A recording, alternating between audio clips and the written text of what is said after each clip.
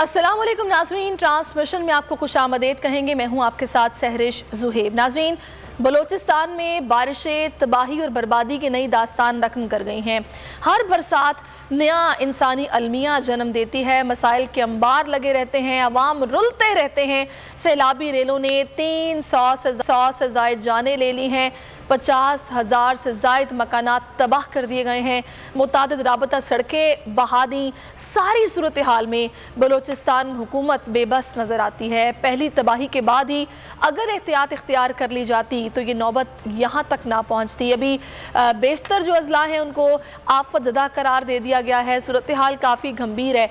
इसी पर हम बात करेंगे। अभी हालिया सिचुएशन है क्या, फैक्ट्स एंड फिगर्स जो इकट्ठे किए गए हैं उस पर एक रिपोर्ट तैयार की गई है। पहले आप मुलाहिजा कीजिए, उसके बाद मेहमानों से भी बात करेंगे।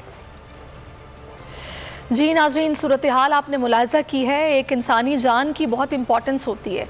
वजूहात जो भी पेश की जाएँ, लेकिन जान माल के तहफ़्फ़ुज़ की ज़िम्मेदारी रियासत पर होती है। रियासत क्या कर रही है इन लोगों को जो कि इस वक्त परेशानी का शिकार हैं, खुराक तक मैसर नहीं, इन तक सारा सामान पहुंचाने के लिए क्या इक़दाम किए जा रहे हैं, वहाँ पर सिचुएशन क्या है, क्या रिहैब कैंप्स कायम किए गए हैं या फिर मेडिकल कैंप्स कायम किए गए हैं, लोगों की मदद के लिए आखिर किया जा रहा है, ये जानने के लिए हमने रब्ता किया है। तर्जुमान बलोचिस्तान हुकूमत फ़रा अज़ीम शाह साहिबा इस वक्त हमारे साथ मौजूद हैं। बहुत शुक्रिया फ़रा साहिबा आपके वक्त का। इस वक्त सूरत हाल काफ़ी गंभीर है। हम ये देख रहे हैं और दिल रो रहा है कि बलोचिस्तान जो कि कुदरती वसाइल से माला माल है, अगर अब उसका ख्याल ना किया गया तो ये सूबा बहुत पीछे चला जाएगा। मुझे ये बताइएगा कि अभी विफाक क्या मदद कर रहा है, ऑन ग्राउंड रियलिटीज़ क्या है वहाँ पर? जी बिस्मिल्लाहिर्रहमानिर्रहीम। सैरिश, बहुत शुक्रिया आपका। देखिए, ग्राउंड रियलिटीज़ भी मैं बताती हूँ आपको, लेकिन एक बहुत अहम पैगाम आपके प्रोग्राम के थ्रू पूरी पाकिस्तानी कौम को, ये वक्त है कि हम मुत्तहद हो के जो वहाँ के इफ़ेक्टीज़ हैं उनकी मदद करें। तनकीद बराए तनकीद को बिल्कुल छोड़ दें, क्योंकि as a Pakistani, as a nation हमारा ये फ़र्ज़ बनता है। अब मैं आ जाती हूँ कि जैसे आपने कहा कि बलूचिस्तान की हुकूमत बेबस है, ऐसा कुछ भी नहीं है सैरिश। अरियाँ संभालते हुए और इसमें जो हम इक़दाम कर रहे हैं वो भी मैं आपको बताती हूँ। अच्छा, आपने कहा वज़ीर आज़म की तरफ से अभी 2 ही दिन पहले ज़ूम पर हमारे वज़ीर आला की मीटिंग हुई है वज़ीर आज़म से, और वज़ीर आज़म का प्लान भी है दौरा करने का कोयटा का। इसके साथ साथ उन्होंने मुकम्मल यकीन दहानी करवाई है कि वो फुल सपोर्ट में हैं बलूचिस्तान हुकूमत के साथ, और फिर NDMA जो है वो PDMA के साथ जो है बिल्कुल इंटैक्ट है, कांटेक्ट में है, और जो भी सपोर्ट है वो मुहैया की जा रही है। अब मैं आपको बताती हूँ, आप देखें ये मानसून का जो एक स्पेल है वो जून से शुरू हुआ और अभी तक जारी है। शदीद बारिशें हो रही हैं जो एक्सपेक्ट हम नहीं कर रहे थे। सबसे बड़ी बात कि लॉन्ग टर्म प्लानिंग्स, हम हर साल ये रोना रोते हैं कि बारिशें हो रही हैं, सैलाब आ रहा है। आई डोंट नो कि ये पिछली हुकूमतें कहाँ सोई पड़ी थी। हमारी हुकूमत को अभी चंद माह हुए हैं अपनी जिम्मेदारी संभालते हुए। फौरी वज़ीर आला ने यह अहकाम जारी किए हैं कि जी एक्सपर्टीज़ को बुलाया जाए, बाहर से ऑर्गेनाइजेशंस को इंगेज किया जाए ताकि लॉन्ग टर्म प्लानिंग्स बनाएं। अगले साल भी बारिशें होनी है, तबाही आनी है, और इंशाल्लाह ये plan with in a couple of months हम तरतीब दे देंगे। अब मैं आती हूँ तबाही की तरफ। डैमेजेस बहुत ज़्यादा हुए हैं, 5000 प्लस। देखें ये फैक्ट्स एंड फिगर्स आप PDMA से लेते हैं, मुझसे लेते हैं, या बलूचिस्तान में किसी से भी लेते हैं, एक्चुअल फैक्ट्स एंड फिगर्स आपको इसलिए अभी पता नहीं चलेंगे क्योंकि अभी हम रेस्क्यू एंड रिलीफ के फेज से गुजर रहे हैं। इसके बाद रिहेबिलिटेशन शुरू होगा, डिस्ट्रिक्ट्स में सर्वे शुरू होगा, तब हमें एक्चुअल नंबर कि क्या डैमेजेस हैं वो सामने आएंगे। जो रफ आइडिया है वो यही है कि 5000 प्लस घर, 5000 प्लस जो हमारी लाइव स्टॉक हैं, 7000 प्लस जो पार्शली हमारे घर जो हैं वो डैमेज हुए हैं। कैजुअलिटीज़ जो हैं वो 110 हैं। इसके साथ साथ इंजरीज भी हैं। और यहाँ मैं आपको बताऊँ हुकूमती इक़दाम, आप ये देखेंगे कैजुअलिटी के लिए जब 90 कैजुअलिटी थी तो फौरी प्रोविंशियल हुकूमत ने कंपनसेशन 10 लाख का ऐलान कर दिया था एक फीकस, और वो 90 ख़ानदानों को जो फंड्स थे वो रिलीज़ कर दिए गए हैं। डिस्ट्रिक्ट जो इंतज़ामिया है उन्हें दे दिए गए हैं, ख़ानदानों के पहुँच रहे हैं। सैरिश, हमें बहुत अफसोस है हम अपनी बलूचिस्तान की आवाम को अकेला नहीं छोड़ेंगे। ये मैं बार बार हर चैनल पर ये कह रही हूँ।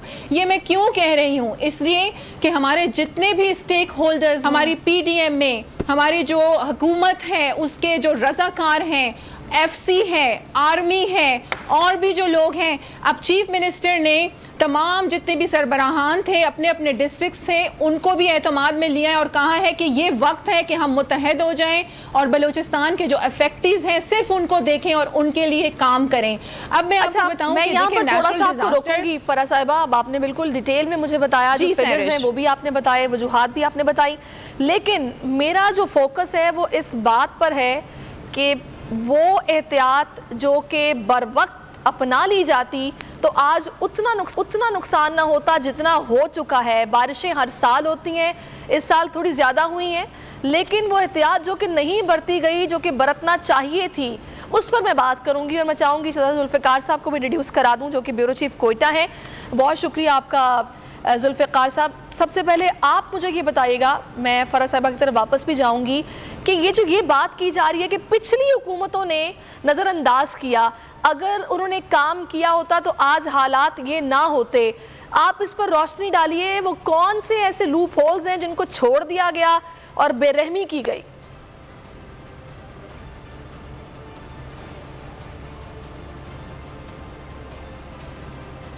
अच्छा, मैं इनसे फिर से जुल्फ़िकार साहब से रब्ता करूंगी। फ़रा साहिबा, यहाँ पर हम ये देख रहे हैं कि राब्ता पुल टूट चुके हैं, इंफ्रास्ट्रक्चर बर्बाद हो गया है, फिर चले वो जो घर मुनहदिम हुए हैं, पार्शली मुनहदिम हुए हैं, वो हस्ता हाली का शिकार होंगे, लेकिन ये तजावुज़ात का जगह जगह बनना, रास्ते वहाँ पर ऑलरेडी बड़े गंभीर हैं, इस पर क्यों काम नहीं हुआ? आपको क्या वजह समझ आ रही है? जो ये तजावुज़ात के साथ साथ ये कच्चे राब्ता पुल थे, यहाँ सड़कों की बुरी हालत है, इसके पीछे क्या रीज़न्स क्या हैं?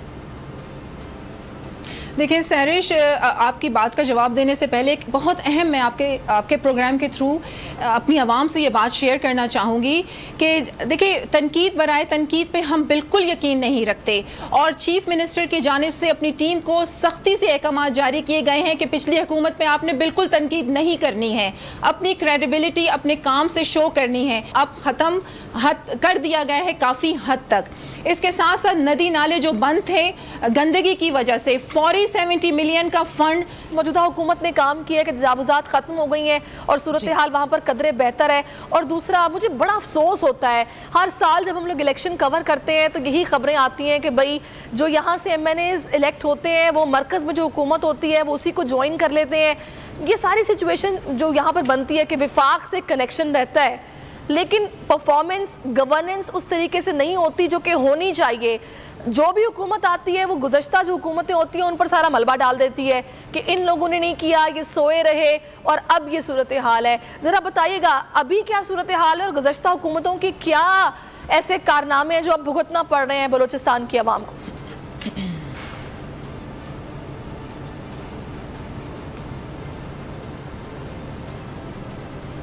उस बिजनजोल साहब पिछली हुकूमत में भी रहे, उससे पिछली हुकूमत में भी रहे, उनके वज़रा जो हैं वो पिछली हुकूमत में भी रहे, उससे पिछली हुकूमत में भी रहे। और अगर कमी हमें नज़र आती है तो इस वक्त जमीयत उलमा इस्लाम या Balochistan national party, mangle group या पश्तूनख्वा मिली अवामी पार्टी नहीं है हुकूमत में, लेकिन इस वक्त उनका साथ भी वो दे रहे हैं और 100% उनको सपोर्ट कर रहे हैं। ये बात बिल्कुल दुरुस्त है जिस तरह मैडम फराजीम शाह ने कहा, ये काफ़ी देरीना मसला था इसके कि नदी नाले के करीब जो है आपने तजावुज़ात, अब जो एक माफिया है उन्होंने अलाट करवा लिया, कोई कागज़ ले लिया और उसको जो है बंद कर दिया। और दूसरा ये है कि सीवरेज का सिस्टम भी ये था और सीवरेज के सिस्टम की वजह से जो है काफ़ी चीज़ें चौक हो गई थी। और बारिशें ये शायद एक्सपेक्ट नहीं करते हैं, बारिशें तो बलूचिस्तान में ये है कि 5-5 साल 8-8 साल के गैप के बाद एक बारिशें इतनी ज़्यादा आती हैं। ये एक्सपेक्ट तो शायद हमारे जो मेट ऑफिस वाले थे वो भी नहीं कर रहे थे कि बलूचिस्तान में इसे बारिशें इस तरह होंगी। बारिशें हुई कोयटा में, एक ही बारिश ने कोयटा में जो है वो बिल्कुल सैलाब की सूरत हाल कर दी और उसके गिरद नवा में बहुत ही ज़्यादा इतनी बारिश हुई कि जिसकी वजह से नदी नाले भर गए और उसमें लोग बह भी गए, लोगों के घर भी बह गए। ये बात दुरुस्त है कि इंतज़ामिया ने कहा कि अब मेरे ख्याल में शायद ये मौका अच्छा है कि हम वैसे तो तजावज़ात हटा नहीं सकते हैं, तो इसके कि आज ये बिल्कुल अच्छा मौका है और उन्होंने किया, ये बात बिल्कुल दुरुस्त है। लेकिन बहुत अच्छी बात है अगर ऐसा वाकई हुआ है। PDMA की बात है, PDMA की जहाँ तक बात है, और आपने कहा कि सियासी हुकूमतें होती हैं, PDMA की कितनी कैपेसिटी है, उस कैपेसिटी के मुताबिक ये शायद बजट में भी ये था पिछले साल के बजट में कि हर डिस्ट्रिक्ट में PDMA अपना एक वेयर हाउस रखेगी, हर डिविजनल हेडक्वार्टर पर एक अपना वो, लेकिन शायद वो हो नहीं सका इस दफ़ा बजट में, उसको अप्रूव नहीं किया गया, वरना अगर वो हो जाता तो कम से कम एक्सेस जो है वो आसान हो जाती। क्योंकि बलूचिस्तान के जो आप डिस्टेंस देख लें, कोयटा से अगर आप नॉर्थ की तरफ जाएं उसके डिस्टेंस देख लें, साउथ ईस्ट वेस्ट की तरफ जाएं, वो कम से कम डिस्टेंस भी 400 किलोमीटर से कम नहीं होता अगर डिस्ट्रिक्ट का, और डिस्ट्रिक्ट जो है वो 300 और 6-8 घंटों का रास्ता होता है। तो PDMA के ट्रक को यहाँ से मूव करना कोयटा से और वहाँ पहुँचाना और उन तक ले जाना वो काफ़ी मुश्किल और वो था। आपने देखा कि खुद चीफ सेक्रेटरी साहब कहते हैं 30 साल का रिकॉर्ड जो है टूटा है बारिशों का और सैलाब का। और फिर कोयटा से कराची कल शाम को, अभी मेरी थोड़ी देर पहले बात हो रही थी इंतज़ामिया, डिस्ट्रिक्ट इंतज़ामिया से, कि कल उन्होंने बहाल किया है। उससे पहले तक लाइट ट्रैफिक के लिए कुछ घंटों के लिए उन्होंने बहाल किया था, लेकिन पानी, बारिश और फ्लो पानी का इतना ज़्यादा है कि उसको वो काम, रिपेयर काम में बहुत बड़ा हर्डल है। और अब उन्होंने जो है किधर जाके अब का के बहाल किया है। और शायद आज तो फराज़ीम शाह साहब ने बताया या नहीं बताया, शायद मैं उस वक्त नहीं था प्रोग्राम में, अभी मैं आया हूँ, कि चीफ मिनिस्टर भी जा रहे हैं, आज कोर कमांडर जा रहे हैं। कोर कमांडर एक हफ्ते पहले भी उन्होंने PDMA के खुद जाकर उनके वेयर हाउस का भी दौरा किया, उनके दफ्तर का भी दौरा किया, पूछा उनसे कि क्या, और असेसमेंट ली कि क्या आपके पास कितना कुछ है, पाकिस्तान आर्मी आपको कितना हेल्प कर सकती है। तो पाकिस्तान आर्मी के लोग और FC के लोग, आपके फिजाइया के लोगों ने भी कोई हेल्प की, लेकिन नेवी के जो है लेकिन वही बात है, बिल्कुल आप ठीक कह रहे हैं कि आर्मी तो नौजवान हमारे पेश रहते हैं और जो अफसरान हैं वो भी जा रहे हैं, जाके पूछ रहे हैं और हेल्प जो भी दरकार है उसके हवाले से पूछा जा रहा है। लेकिन बात वही है फ़रा साहिबा कि जब तक लॉन्ग टर्म प्लानिंग नहीं होगी, ये सूरत हाल हर साल बनेगी और हर साल इंसानी जानों का ज़िया होगा और सिवाय अफसोस किए कुछ नहीं किया जाएगा। अभी मुझे ये बताएगा कि इस लॉन्ग टर्म प्लानिंग के लिए आप लोग क्या सोच रहे हैं, और अभी इस डेथ जो ये टोल है इसको रोकने के लिए क्या इक़दाम किए जा रहे हैं। वो लोग जिनके पास खुराक नहीं है, वो लोग जो कि ऐसे इलाकों में मौजूद हैं जहाँ पर रसाई मुश्किल है, उस रसाई को मुमकिन बनाने के लिए क्या हो रहा है, सामान की तरसील के लिए क्या हो रहा है। देखिए सैरिश, आप जानती होंगी कि बलूचिस्तान की जो आबादी है वो बहुत दूर दूर तक फैली हुई है, और लॉन्ग टर्म प्लानिंग की आपने बात की और आपने ख़ुद ही अब कह दिया है कि हुकूमतों को चाहिए कि इस तरह की लॉन्ग टर्म प्लानिंग की जाए कि हम नुकसानात से बच सकें। नेचुरल डिज़ास्टर को आप रोक नहीं सकते, लेकिन यही प्लानिंग करके आप नुकसानात को कम ज़रूर कर सकते हैं। अब मैं आपको बता देती हूँ, हम तनकीद को भी छोड़ देते हैं, हम ये भी छोड़ देते हैं कि पिछली हुकूमत ने क्या किया है। अब मैं आपको बताती हूँ कि हमारी हुकूमत क्या कर रही है। फर्स्ट नंबर पे लॉन्ग टर्म प्लानिंग, जिसमें हमने एक्सपर्टीज़ को इंगेज किया है। एक डेलीगेशन को मैंने रिसीव कर लिया है जो इस्लामाबाद पहुँच चुके हैं, अगस्त में दूसरा डेलीगेशन आ रहा है। इसके साथ साथ यही एक्सपर्टीज़ आ रहे हैं कि हम नेचुरल डिज़ास्टर के नुकसानात को कम करने के लिए किस तरीके से हैंडल करें चीज़ों को। सेकेंड नंबर पर आप आ जाएँ, हम मॉडल हाउसेस बनाने का एक प्रोजेक्ट शुरू कर रहे हैं, और इंशाल्लाह एक एरिया चूज़ करके, क्योंकि हमारे पास अभी चंद माह की हुकूमत है, एक एरिया चूज़ करके हम वहाँ ऐसे मॉडल हाउसेस बनाकर जाएंगे जिसको तूफ़ान आए, बर्फ़ आए, सैलाब आए, नुकसान नहीं पहुँचेगा। इसके साथ साथ मैं आपको बताऊँ कि आपने कहा कि रिलीफ एंड रेस्क्यू के फेज़ से अभी हम गुजर रहे हैं। हेलीकॉप्टर्स, चीफ मिनिस्टर का, आर्मी का, FC शामिल है इस ऑपरेशन में, इसके साथ साथ नेवी का हेलीकॉप्टर। तो इसमें हेलीकॉप्टर्स जो रिलीफ आइटम्स पहुंचा रहे हैं, जहां ज़मीनी रास्ता मुनक़ता है वहां पर हम पहुंच रहे हैं। जहां देर सवेर हो रही है वो वेदर की वजह से हो रही है। लेकिन सहरिश, आज मैं आपके शो पर इस बात को अलन ऐलान कहती हूँ कि इन चंद माह में हम बलूचिस्तान में ऐसा करके जाएंगे कि इंशाल्लाह हमें बोलने की ज़रूरत नहीं पड़ेगी, हमारा काम बोलेगा। फ़रा साहिबा, मुझे ये बताइएगा कि अभी देखिए माली नुकसान तो जो हो रहा है वो हो रहा है, अभी जो स्पेल आ रहे हैं उनके हवाले से पहले से मतलब प्रिडिक्ट किया जा रहा है कि एक नया स्पेल आने वाला है, और वो शदीद भी हो सकता है, लेकिन इंसानी जान की बहुत कीमत है। क्या वो लोग जो कि ऐसे अजला में मौजूद हैं या फिर ऐसे इलाकों में मौजूद हैं जहाँ पर रसाई मुश्किल है, उनके इनकला के लिए क्या किया जा रहा है, उनकी बाहिफाजत मुंतकिली के लिए क्या किया जा रहा है, क्योंकि ये बहुत ज़रूरी है। जी जी, बहुत से देखें सारे जो स्टेक होल्डर्स हैं, PDMA है, आर्मी है, FC है, लेवीज़ हैं और भी रज़ाकार हैं, तो वो सब शामिल हैं रेस्क्यू के ऑपरेशन में। ख़ानदानों को महफूज मकामात पर शिफ्ट किया जा रहा है, ये प्रोसेस जारी है और दिन रात जारी है। मैं ख़ुद तमाम स्टेक होल्डर्स के साथ, क्योंकि मैं तर्जुमान हूँ, मुझे मीडिया पे सब कुछ बताना है, तो मैं उनके साथ अगर रात के 4 बजे फ़ोन पे बात कर रही होती हूँ तो दिन के 6 बजे भी बात कर रही होती हूँ। आप ये देखें कि इंतज़ामिया हाई अलर्ट है। और इसके साथ साथ जो आपने क्वेश्चन किया, आप ज़रा दोबारा क्वेश्चन रिपीट कर लें, क्योंकि एक और भी आपने क्वेश्चन किया था साथ। मैंने आपसे यही पूछा था कि वो लोग जो कि दूर दराज इलाकों में मौजूद हैं, पहाड़ी इलाके हैं, वहाँ पर वेदर कंडीशन भी आप बता रही हैं जी, लेकिन एक इंसानी जान की बहुत इंपॉर्टेंस है, उनके वहाँ से मुंतकिली के लिए जैसे ही वेदर क्लियर हो, कितने आप लोग विजिलेंट हैं और क्या किया जा रहा है? जी जी, अभी तो काफ़ी हद तक कुछ डिस्ट्रिक्ट्स में, 3 डिस्ट्रिक्ट्स हैं जहां पर सिचुएशन क्रिटिकल थी। झलमक्सी डिस्ट्रिक्ट, ये जो तुर्बत केच और इसके साथ लसबेला, तो अभी जो है वेदर कुछ क्लियर हुआ है और रेस्क्यू का जो ऑपरेशन है वो जारी है। हम हर जगह पहुंच रहे हैं और हम हर जगह पहुंचेंगे।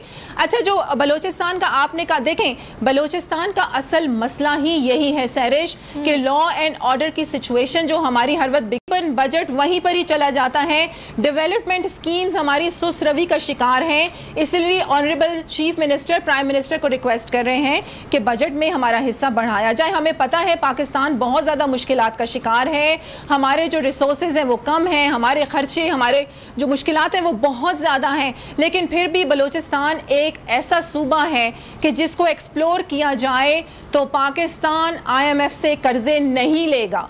जी सैरिश, बिल्कुल, आपने बिल्कुल ठीक कहा, टोटली एग्रीड। आपने फ़रा साहिबा बड़ी अच्छी बात की है कि अगर ऐसा हो जाए तो क्या ही बात है, लेकिन बात वही है जुल्फ़िकार साहब कि जब कैंपेन्स चलाई जाती हैं इलेक्शन से कबल तो कहा जाता है कि ये सूबा जो कि महरूमियों का शिकार है, इसको मेन स्ट्रीम में लाया जाएगा, इंफ्रास्ट्रक्चर पर काम किया जाएगा, बजट में अच्छे खासे पैसे रखे जाएंगे, लेकिन ये इत्तेहाद तो बन जाते हैं, लेकिन जब हुकूमतें बन जाती हैं, इक़्तिदार में आ जाते हैं लोग, तो फिर उस तरीके से ना तो काम होता है और दूसरे मसाइल में हम इतने उलझ जाते हैं कि चीज़ें बहुत पीछे चली जाती हैं, नज़रअंदाज हो जाती हैं, सरफ़े नज़र कर जाते हैं। ये बलूचिस्तान के नुमाइंदों को कब समझ आएगा क्यों वो हर बार एक ऐसे इत्तेहाद का हिस्सा बन जाते हैं जो कि डिलीवर नहीं करता?